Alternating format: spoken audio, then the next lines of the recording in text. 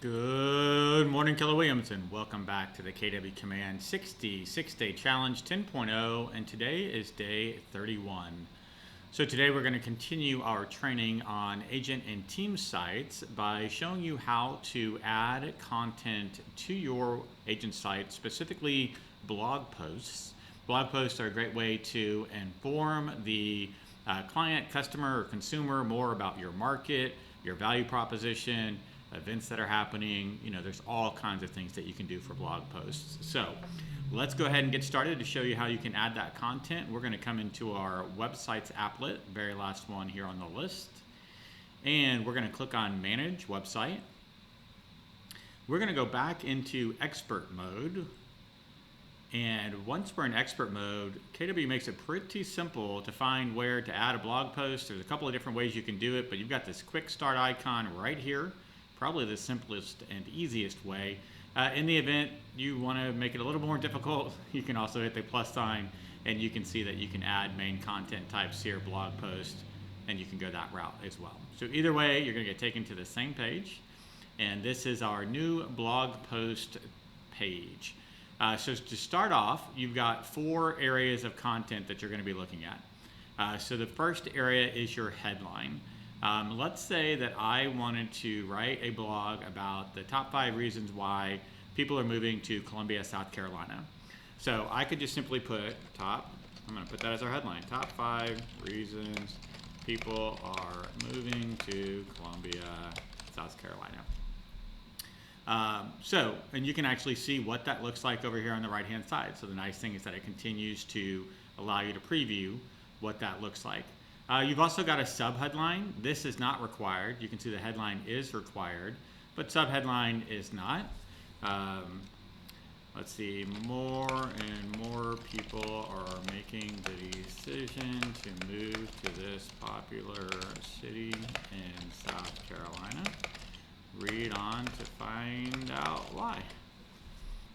All right, so there you go. So now we've got our sub-headline. The next thing is we've got a hero image or video. So this is going to be kind of a background shot that's going to show we need to add content in order to do so. So we're going to click on Add Module. The first thing it's going to do is say, hey, what are we adding? Are we going to add a gallery of photos, a single image, or a video? Let's go ahead and say we want to add an image. And in that case, we get this pop-up where we have the ability to go find the image and then put in additional information. So we're going to click on Image. This brings up our content library. Now we haven't added anything to the content library yet. This is our first time diving into this. So in order to add an image, we're going to come down to New Image. And then you can see we've got File Upload. So we're going to click on Choose. That's going to allow me to go into my drive and find a photo that I would like to use. Now, as a market center, we actually paid a photographer to do some of these photography. We put together a buyer and selling guide. And so in addition to that, we have access to a lot of his images. And the bridge going into downtown Columbia is a pretty well-known shot. So we're going to just see about going with that one.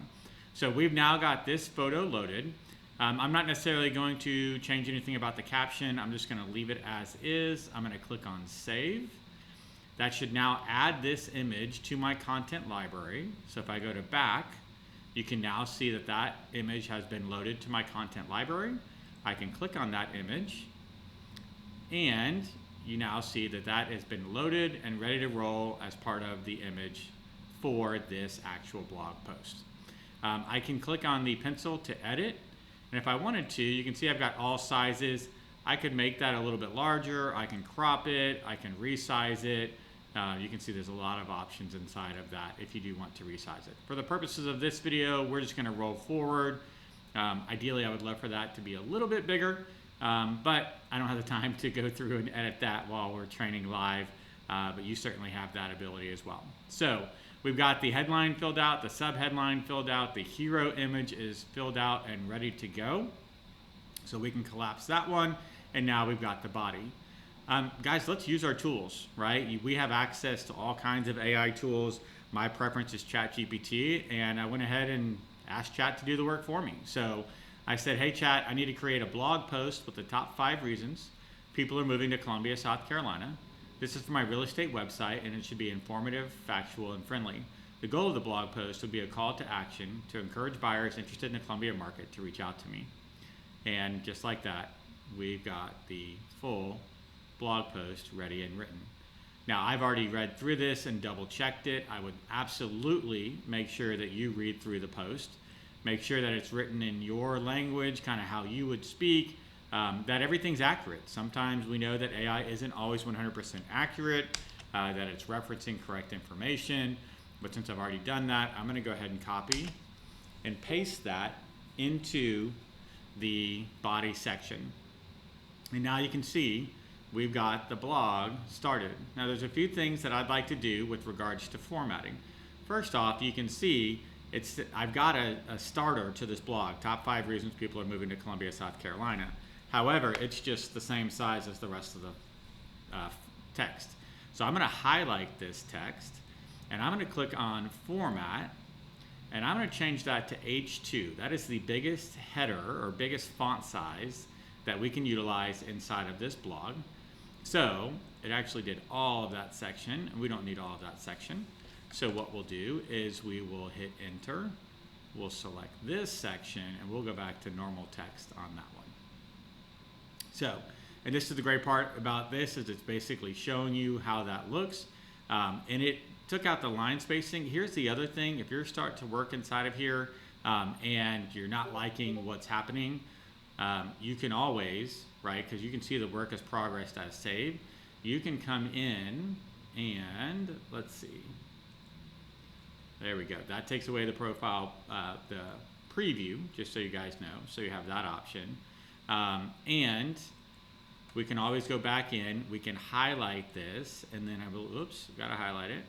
And we've got some line options here too, right? So you can see that we can come in and decide how we want that spaced, where we want it aligned. You can even come in and add some additional information. So there's a lot of things that we can do inside of this blog post section. Next up, I don't necessarily want these big, huge headers. I just want the header at the top. When we pasted it, it made these all H2s. So we can go back to Format. Let's make these a little smaller. So we're going to go to H4 on those. And again, it's going to give you a preview. It still is a little bit bigger than your standard font, but I could go back through, highlight each one of these, say we want these all to be H4s, right? And here we go. So there's so much more you guys can do when it comes to editing these blog posts, but I'm just going to show you the very basics. If you did want to break these up with additional photos, so let's say I want to come down here in between this section and add an image, I could do that. I can add an image. It's going to take me back. Let's say I'm going to upload the file, choose a file. Let's get another Columbia picture. Here we'll do Segra Park, very well-known baseball field here in Columbia. So I've got that. I can click on Upload and Save and Close. And there you go. Now you've got that image uploaded in, and you can see what that looks like. Now this one happens to be a bigger photo. So again, there may be some things that you're going to want to come and do and change with regards to the style, the size. I can always click on the pencil. I can click on the pencil again, right? And this is where we can get in and start changing the sizes as well, right? So a lot of different options. And sometimes that is, if I'm being honest, a little bit of the hard work. Oops, we want to save and close. Is just kind of formatting it, and you'll learn as you go through and play. Once you've done it once, it's going to be much simpler. But let's just say that that's good to go. We're ready to roll on that. We did an H4 the last one. Ready to learn more. Here we go. So we'll do that. And all right. Now the blog is ready to go. And we're going to click on Publish. And you now have that blog post ready and available. So we're going to click on Return to Dashboard. And then the next thing we need to do to get the blog to actually show up is go down to our page, blog page, and you can see here's our blog list. Now we get these, oh, did I automatically add it? So you do have these buyer guides already available for you, and those are automatically added. What I'm going to do tomorrow is we're going to spend some time on this page itself. I might add another blog or two just so we have several. I'm going to show you how you can reorder them. how you can remove specific blog posts, and that way you can kind of see how to manage this page specifically. But no, if you're just looking to add content and you just want them in the order that you add them, you're ready to roll as far as that goes. So that's it for today, guys. A basic tutorial on how to add a single blog, how to add photos, how to format basic text. There's still a lot more you can do in that editor. I would highly recommend you get in there and play with that a little bit more. But tomorrow we'll come back to the blog page and talk to you about how to choose specific blogs that you want to feature, reorder, etc. So stay tuned for that. As always, I hope you're having a fantastic day, and I look forward to speaking with you again real soon.